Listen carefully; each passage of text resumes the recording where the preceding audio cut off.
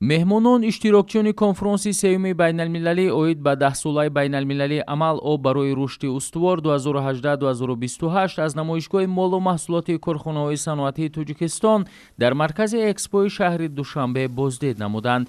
Дар намоишгоҳи экспои Душанбе молу хизматрасонӣ аз бахшҳои мухталифи саноат, кишоварзӣ, сайёҳӣ ва дигар бахшҳои иқтисоди Тоҷикистон ба намоиш гузошта шудаанд. Меҳмонон имкон пайдо намуданд ки дар намоишгоҳ бо навтарин дастовардҳои корхонаҳои истеҳсолии Тоҷикистон шинос шаванд. Thank you to the President for inviting me to participate in the water conference. Миннатдории самимии хешро ба президенти Тоҷикистон мерасонам ки маро ба кишвари зебои хеш даъват намуданд то ки дар конфронси байналмилалӣ иштирок намоям. Ин як конфронси хеле хуб ва хотирмон буд ки бо иштирокчиён нуқтаҳои муҳими лоиҳаҳоро баррасӣ намуда дар бораи нерӯгоҳи барқи оби Роғун ки бо нерӯи барқ ва инчунин барои сохтани захираҳои оби саноатӣ сохта мешавад мавриди таҳлил қарор гирифт. Барои мо низ рафти корҳо дар ин иншоот ва аҳамияти он барои минтақа хеле ҷолиб буд.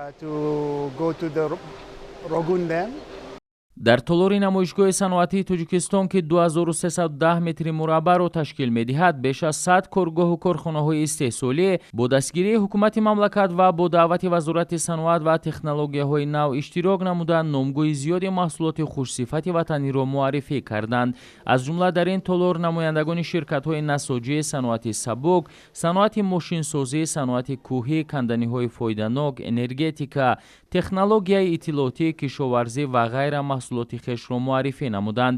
Бештар аз ҳама диққати меҳмонони хориҷиро маҳсулоти ширкатҳои насоҷӣ ба худ ҷалб намуданд. Зеро дар намоишгоҳ намунаҳои гуногуни матоъҳои хушсифати атласу адрас бо дастгоҳҳои истеҳсолшаванда пешниҳод гардида буд ки таваҷҷӯҳи меҳмононро ба худ ҷалб намуд.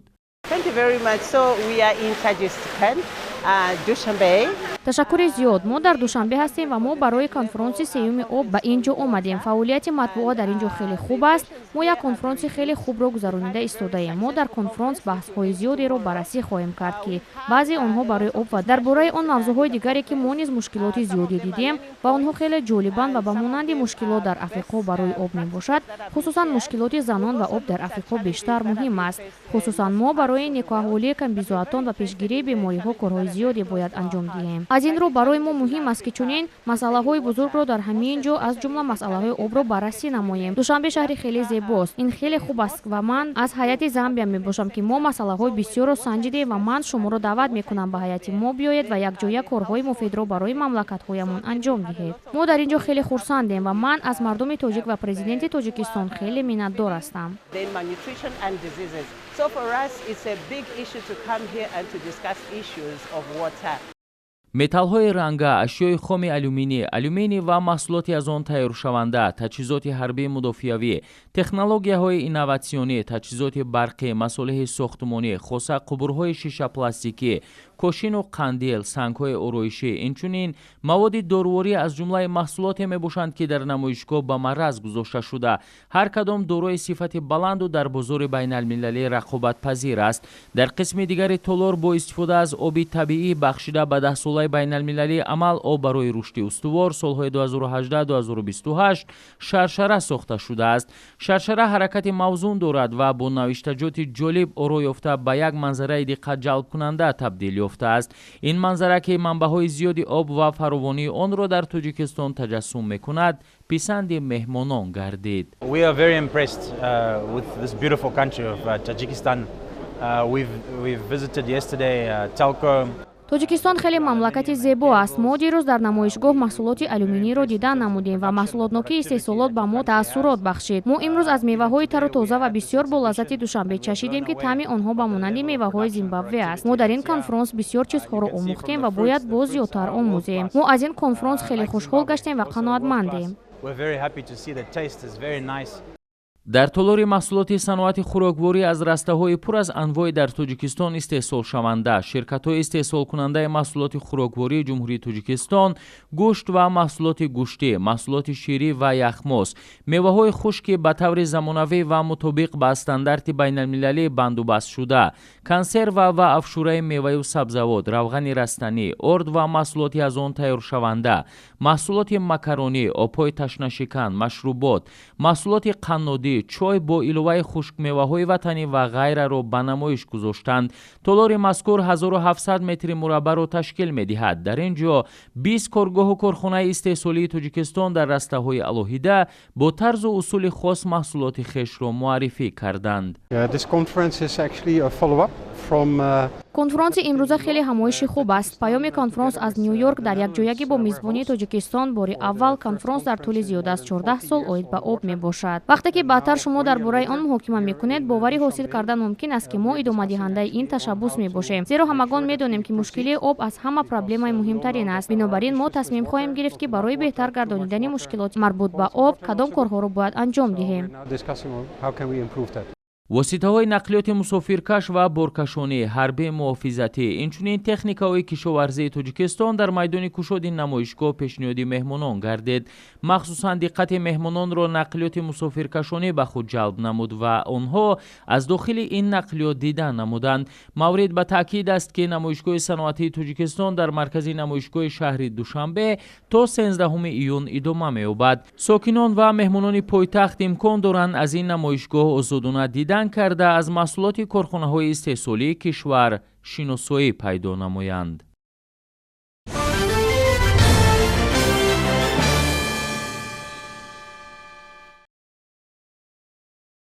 با مقصد تامین نمودن رشد ساحه صنعت و نائل گردیدن به هدف چهارم استراتژی ملی صنعتی کنونی با سرعت کشور در شهر دوشنبه نمایشگاه صنعتی تاجیکستان برگزار گردیده تا 13 ایون ادامه می‌یابد. نمایشگاه مذکور در دایره کنفرانس سوم بین‌المللی سطحی بلند اوید به 10 ساله بین‌المللی آب برای رشد استوار سال‌های 2018-2028 برگزار شده. هدف از آن معرفی محصولات کارخانه‌های صنعتی استیسولی به مهمانان کنفرانس آبی دوشنبه و بدین وسیله تقویت بخشیدن همکاری با کشورهای اشتراکدار میباشد. در طولار محصولات صنعتی تاجیکستان که 2310 متر مربع را تشکیل می‌دهد، بیش از 100 کارگاه و کارخانه‌های استیسولی اشتراک نموده نامگوی زیادی محصولات وطنی را معرفی کردند.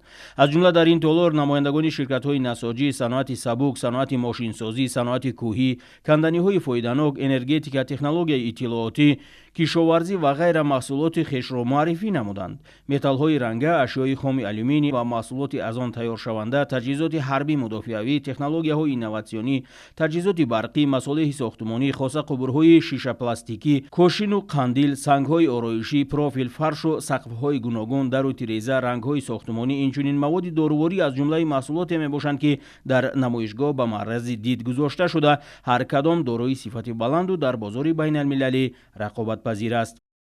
این اقتدارهای صنعتی جمهوری تاجیکستان را با اشتراک کنندگان و با جهانیان پیش بینی می نماید. یعنی جمهوری تاجیکستان دارای امکانات های وسیع استحصال محصولات صنعتی می باشد و باید قید نمود که کارخانه های جمهوری ما حالا انرژی سبز یعنی گذریش به اقتصاد سبز را پیش بینی کردیده است که در عین حال 3 کارخانه عظیم جمهوری تاجیکستان سرتیفیکات دارای استفاده انرژی سبز را دارا است. تاجیکستان از جهت ذخیره‌های معدنی یکی از کلانترین کشور در جهان میباشد. در جمهوری کانهای سرب، روح، سرمه و غیره اینچنین متال‌های نادر کشف کرده شدند. در مجموع کوهسار تاجیکستان دارای قریب تمام عنصرهای جدول مندلیف میباشد. با نظرداشت موجود بودن چنین ذخیره‌های بوی طبیعی در جمهوری تاجیکستان، رشد بخشیدن اقتصادیات سبز امکان پذیر است. در گوشه محصولات صنعتی سبک و پیله، متاح‌های ابریشمی، اطلس و ادرس و چکن، قالین‌های دستی، کندکاری و دیگر هنرهای مردمی به نمایش گذاشته شد. در همین جا درباره تجارت توسط راهی ابریشم که در گذشته انجام داده میشد و دایر به فعالیت هنرمندان تاجیک در دوره‌های گوناگون معلوماتی مفصل دادند. گفته شد که دوام طی چند سال اخیر در جمهوری تاجیکستان به هنرهای قدیمی مردمی توجه مخصوص ظاهر می‌گردد. این است که در یک دوره کوتاه قریب همه نمود هنرهای مردمی احیا شد، رشد یافت و امروز در عرصه بین‌المللی همچون هنری نادر معرفی می‌گردد. در گوشه دیگر ذخیره‌های گیدر انرژتیکی تاجیکستان معرفی کرده شده. به طور مجازی جریان کارهای ساختمانی در نیروگاه برق آبی روغون به تماشا گذاشته شده است. برگزاری این کنفرانس نفوذ تاجیکستان را میان دیگر کشورها باز هم بالا میبردارد. البته امروز کشور آفتابی و بهشت آسا تاجیکستان را تحت راهبری امام علی الرحمن همچون دولت میشناسند که در سمت حل مشکلات آب و اقلیم خیلی پیشرفت است و همگان از تشبس‌های سطح جهانی آن پشتیبانی و هم‌آوازی می‌کنند.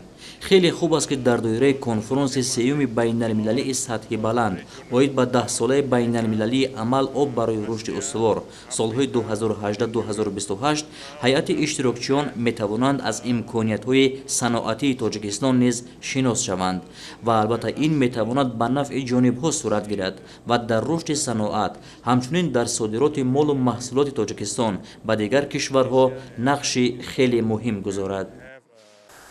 Мы постарались показать все те достижения, которые есть в нашей промышленности благодаря независимости страны, благодаря той политике, которая ведет правительство Республики Таджикистан и высшее руководство страны. Исходя из этого, мы здесь собрали все уникальные достижения, которые у нас есть. Здесь все отрасли, мы показываем все отрасли нашей промышленности, горнодобывающая отрасль, угольная промышленность, текстильная промышленность, машиностроение, оборонная промышленность и химическую отрасль нашей страны. Вместе с тем мы здесь собрали более 100 компаний Таджикистана, которые представляют свою продукцию. тавре иттилоъ дода шуд ҳоло дар ин корзори нангу номуси ватандорӣ техникаву таҷҳизоти зиёди зарурӣ сафарбар гардида мутахассисони дорои таҷрибаи баланд якҷо бо сохтмончиёну дигар коргарони муҳандисиву техникӣ ба таври шабонарӯзӣ фаъолият менамоянд. ба сифати корҳои сохтмонӣ дар нерӯгоҳи барқи обии Роғун аз ҷониби ҳукумати ҷумҳурии Тоҷикистон таваҷҷӯҳи махсус зоҳир карда мешавад ва кӯшиш бар он равона мегардад ки корҳо аз рӯи нақшаи тасдиқшуда ва ҷавобгӯ ба стандарт иҷро шаванд. дар қисми дигари толор бо истифода аз оби табиӣ бахшида ба 10-солаи байналмилалии об барои рушди устувор солҳои 2018-2028 шаршара сохта шудааст. Шаршара ҳаракати мавзун дорад ва бо навиштаҷоти ҷолиб оро ёфта ба як манзараи диққатҷалбкунанда табдил ёфтааст. ин манзара ки манбаъҳои зиёди об ва фаровонии он дар Тоҷикистонро таҷассум мекунад писанди меҳмонон гардид. дар толори маҳсулоти саноати хӯрокворӣ аз растаҳои пур аз анвои дар Тоҷикистон истеҳсолшаванда ширкатҳои истеҳсолкунандаи маҳсулоти хӯроквории ҷумҳурии Тоҷикистон гӯшт ва маҳсулоти гӯштӣ, маҳсулоти ширӣ ва яхмос, меваҳои хушки ба таври замонавӣ ва мутобиқ ба стандарти байналмилалӣ бандубаст шуда, консерва ва афшураи меваву сабзавот, равғани растанӣ, орд ва маҳсулоти аз он тайёршаванда, маҳсулоти макаронӣ, обҳои ташнашикан, машрубот, маҳсулоти қаннодӣ, чой бо иловаи хушк меваҳои ватанӣ ва ғайраро ба намоиш гузоштанд. толори мазкур 1700 метри мураббаъро ташкил медиҳад. дар ин ҷо 20 коргоҳу корхонаи истеҳсолии Тоҷикистон дар растаҳои алоҳида бо тарзу усули хос маҳсулоти хешро муаррифӣ карданд. бояд қайд кард ки аз 10 то 13 июни соли 2024 пойтахти Тоҷикистон шаҳри Душанбе мизбони чорабинии байналмилалии сатҳи баланд, конфронси сеюми байналмилалии сатҳи баланд оид ба 10-солаи байналмилалии амал об барои рушди устувор солҳои 2018-2028 доир мегардад. таъкид рафт ки ташкили чунин намоишгоҳи байналмилалӣ бар ҳаво боиси густариш ёфтани ҳамкориҳои хориҷии Вазорати саноат ва технологияҳои нави ҷумҳурии Тоҷикистон миёни корхонаҳои истеҳсолии саноатӣ, рушду пешрафти фаъолияти коргоҳу корхонаҳои истеҳсолӣ ва афзоиши номгӯ ва ҳаҷми содироти маҳсулоти саноатӣ маънидод гардид. воситаҳои нақлиёти мусофирбар ва боркаш, ҳарбӣ, муҳофизатӣ, инчунин техникаҳои кишоварзии Тоҷикистон дар майдони кушоди намоишгоҳ ба маърази дид гузошта шуд. маврид ба таъкид аст ки намоишгоҳи саноатии Тоҷикистон дар маркази намоишгоҳи шаҳри Душанбе то 13 июн идома меёбад. сокинон ва меҳмонони пойтахт имкон доранд аз ин намоишгоҳ озодона дидан карда бо маҳсулоти корхонаҳои истеҳсолии кишвар шиносоӣ пайдо кунанд.